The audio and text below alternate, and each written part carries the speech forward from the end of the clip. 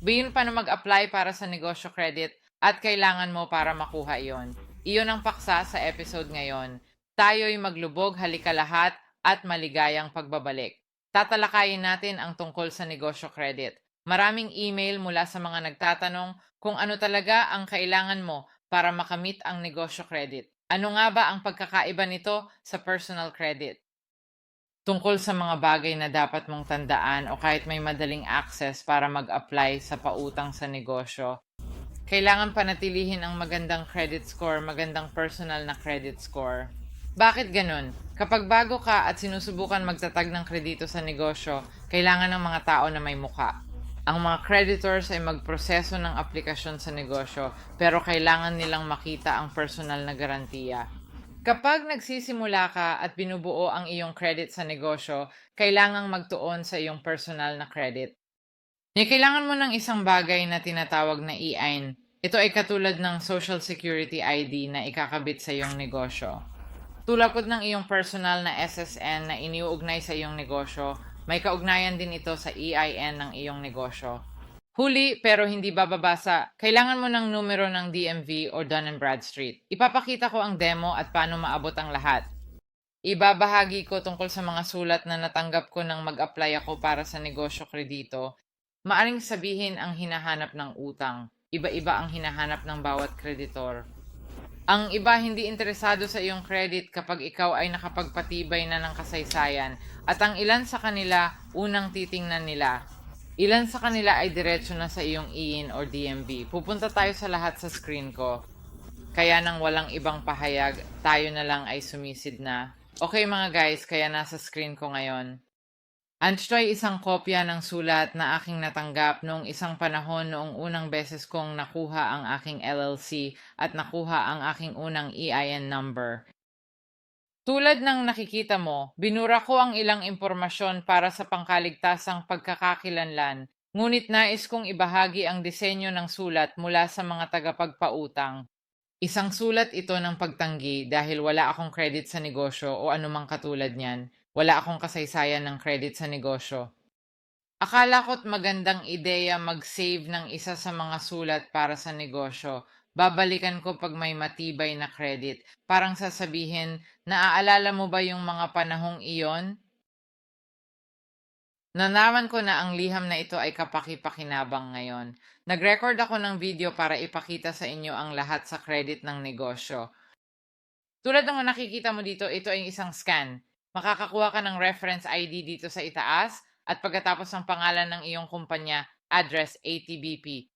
Yada, yada, yada. Nagsisisi kami sa ganito. Nagsisisi kami tungkol dyan. Pero ang gusto ko ay nandito talaga. Ang desisyon namin ay batay sa kabuuan o bahagi ng mga ahensya ng pag-uulat ng kredito na sumusunod. Kaya meron kang TransUnion, Experian at Dun& Bradstreet. Kaya tiningnan nila ang TransUnion at Experian ay dahil kahit ikaw ay isang negosyo, kailangan pa rin nilang maglagay ng isang gwarantor sa likod nito. Yung isang gwarantor ay isang tao, taong magiging responsable sa utang, taong magiging magbayad ng utang. Kinakailangan iyon para sa mga negosyong bago. Sabihin na wala kang credit sa negosyo na nabuo sa nakaraang ilang buwan o taon. Ang unang bagay na kanilang titingnan ay kung ang taong ito ay maaaring maging isang responsable na negosyante. Tingnan natin ang kanyang o kanyang personal na kredito at tingnan kung paano siya o siya kumilos at iyon nga ang naging kaso ko. Ayaw ko maghintay. Nakuha A&M, agad apply. Pinakamasamang gagawin nila sabihin hindi. Nung nakita ko ang Dun& Bradstreet, naalala ko yung mga dating trabaho ko sa korporasyon.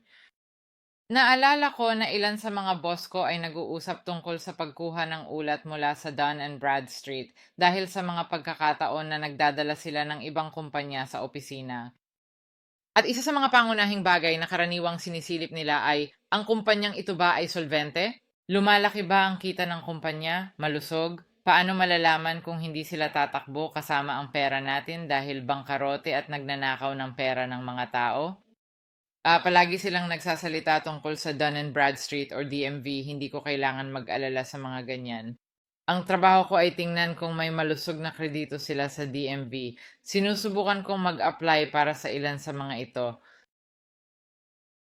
Magbibigay ako ng ilang detalye tungkol sa pagbabasa ng Dun and Brass. Subalit, sana tapusin muna ang pagbabasa ng liham na ito upang makita ang tipikal na liham mula sa mga tagapagpautang para sa negosyo credit.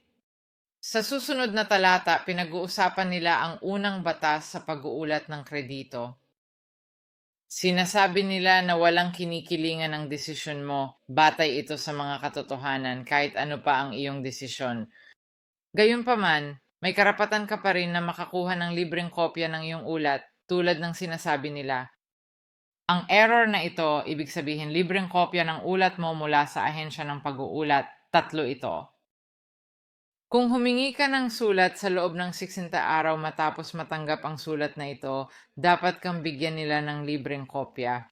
Kung makakuha ka ng sulat ng pagtanggi sa pagtayo ng iyong credit, alamin ang mga dapat mong pagtuunan ng pansin. Binibigyan kanila ng ilang dahilan dito pero sa aking karanasan, termino lamang kanilang inilagay dito. Mga uri ng dahilan kung bakit tinatanggihan ang mga mangungutang o nagsusumikap mag-apply sa kredito sa iyong kategorya. Hindi magandang dahilan para sa iyo na maunawaan. Kailangan magtrabaho ngayon. Kailangan mong makipag-ugnayan sa kanila, humiling ng kopya sa loob ng 60 araw pagkatapos mong matanggap ang sulat na ito. O malaradang suri ng ulat na yon at tingnan ang mga detalye at sabihin, o sige, ito ang kailangan kong pagtrabahuhan. Di sapat sa negosyo, maghihintay ako ng ilang buwan at mag-a-apply sa susunod na CC. Ginawa ko yon. Naghintay ako ng 6 na buwan. Nag-apply ako sa American Express car. Ako ay naaprubahan pagkatapos nito ng 6 na buwan dahil nagtatayo ako ng negosyo sa loob ng 6 na buwan. Pinabayaan ko ang EIN LLC mag-season ng 6 na buwan at bawat estado iba-iba. Iba-iba ang bawat bangko at kreditor. Huwag sumuko kung hindi sa unang pagkakataon, iyan ang ibig kong sabihin dito. Magpatuloy ka sa buhay at maghintay ng ilang buwan bago mag-apply ulit. Kung hindi pumayag, maghintay ulit ng ilang buwan at mag-apply ulit hanggang makakuha ng oo. Ganito ang ginawa ko at susunod tayo sa susunod na talata. Sasabihin kung anong uri ng ulat ang tinitingnan. Sa kasong ito, sinasabi na ang credit score ay ibibigay sa iyo sa araw na ito. Ang pangalan ng ulat ay TransUnion FICO 09 Classic Score. 300 hanggang 850. Nung unang beses kong mabasa, sabi ko, ano ito? Di ko gets. Akala ko may isa TransUnion score lang, tama ba? Pero buti na lang nakahanap ako online na ulat. Huwag mag-alala sa link. Magbabahagi ako ng link sa'yo sa ibaba ng kahon ng paglalarawan. Ito ang aktual na ulat na tinutukoy nila. Ayun, narito ang link. Muling ibibigay ko ito sa iyo sa ibaba ng kahon ng paglalarawan. Ngunit tinutukoy nila ang isang FICO Score 9 Classic. Pupunta ako sa ibaba ng mabilis para hindi masyadong mahaba ang video. Kapag nakuha mo na ang link, suriin mo ang ulat sa iyong kagustuhan.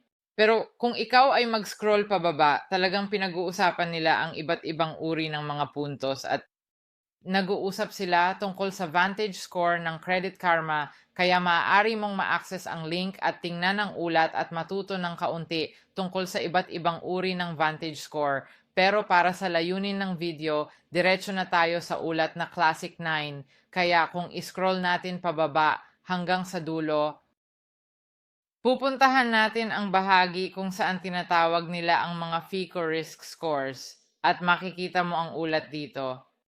Kaya ito ang ulat na kanilang ginagamit. Batay ito sa 13 scorecards. Itinatag ito noong 2011, 2013. And ito yung mga saklaw na sinusunod nila at gaano kalayo talaga ang kanilang pagbabalik. Tinitingnan nila ang mga pagkakautang na lumampas ng 90 araw sa nakaraang 24 na buwan.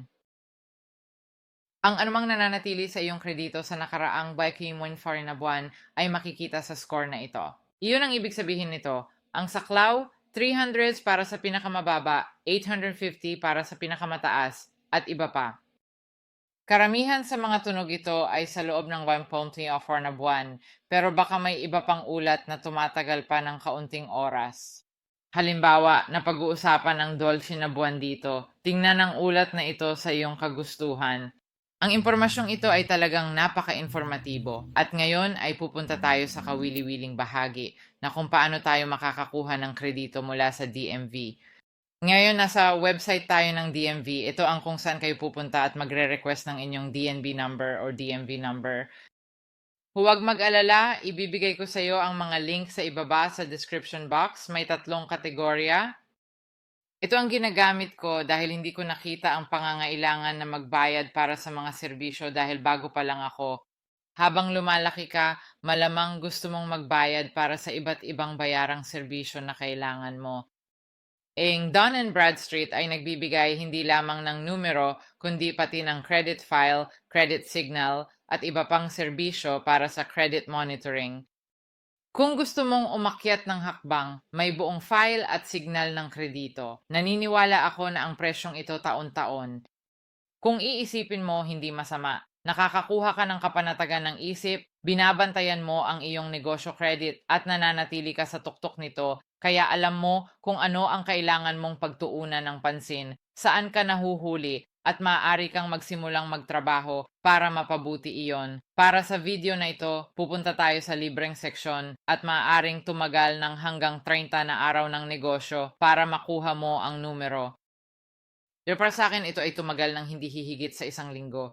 Parang ang bilis, nakakatawa nga. Kaya pupunta ako at pindutin ang Get Started, kumuha ng DUNS number, at pagkatapos ay ilalagay ko ang NYC business, at pagkatapos ang taon na sinimulan ko, 2018, dahil dun ko binuksan ang aking negosyo bilang ng mga empleyado.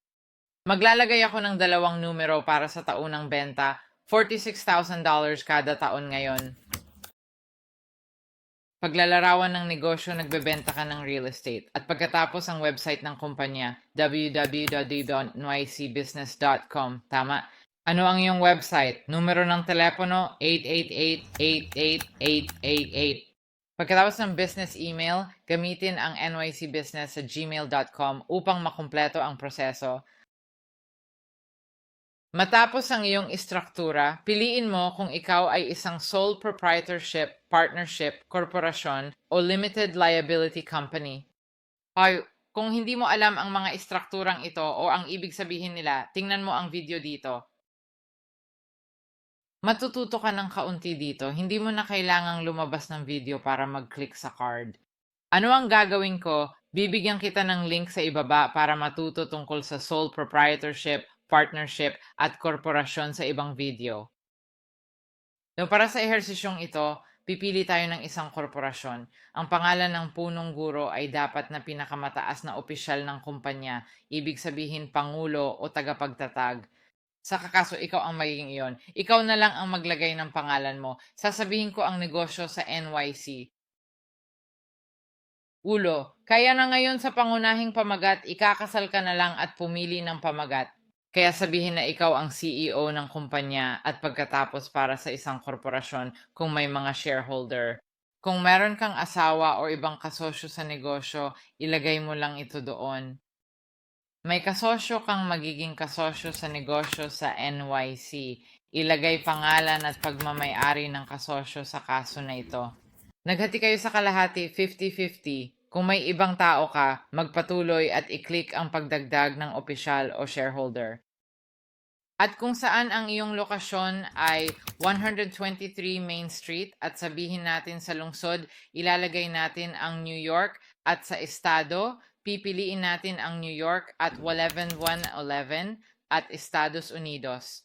Kung may social media account ka, punan mo. Kung nais mo mga alok ng partner, oo, gusto ko makipag-ugnayan sa Legal Zoom.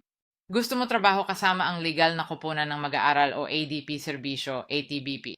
Sa kasong ito, tayo ay magpapatuloy sa susunod na pahina. Pagkatapos, pagsasalin ng account ni John at Bradstreet. Kaya gumawa ng account. Sabihin na lang natin ikaw ay ang aplikante 1 at pagkatapos ang kanilang apelyido 2 at pagkatapos ang kanilang email na mikebusiness sa Gmail para sa kanilang application. Kaya ituloy at maunawaan ang larawan. Nilikha mo ang password, kumpirmahin ito. Sumang-ayon ka sa produkto. Pagkatapos mong mag-sumite, agad kang makakatanggap ng isang email sa iyong inbox na nagsasabing natanggap na nila ang iyong aplikasyon at malapit mo nang matanggap ang iyong DMV number. Maaari kang magsimula na mag-enjoy ng mga benepisyo ng DMV numero. Iyon na yon. kaya aalis na ako sa aking screen. Okay, kaya iyon ang lahat ng meron ako para sa inyo ngayon. Sana'y makita mo ito bilang napaka-impluwensya at kapaki-pakinabang. Kung gusto mo ng access sa mga link, pakisuyong tingnan ang description box sa ibaba. Sa susunod, makikita ko kayo mga guys. Tandaan, ipalaganap ang pag-ibig, ibahagi ang link sa mga makakahanap ng kapaki-pakinabang o mahalagang nilalaman. Ingat ka, paalam.